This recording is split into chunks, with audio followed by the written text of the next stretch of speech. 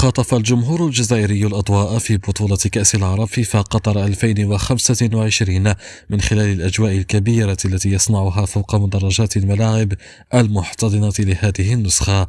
أهازيج رائعة وصوت مسموع طغى على أصوات باقي المنافسين الذين خسروا مرتين في الميدان وفوق المدرجات، وسط إشادة كبيرة من مختلف الإعلاميين والمعلقين العرب الذين اضطر بعضهم للصمت من أجل فسح المجال للأهازيج الجزائرية. كما أن الحضور الجماهيري للمناصرين الجزائريين في هذه الطبعة كبير جدا مقارنة بالنسخة الفارطة. ومباريات كتيبة الماجيك حققت أعلى معدلات الحضور الجماهيرية بعد البلد المضيف والسعودية، ما دفع إبراهيمي لشكرهم وتحيتهم.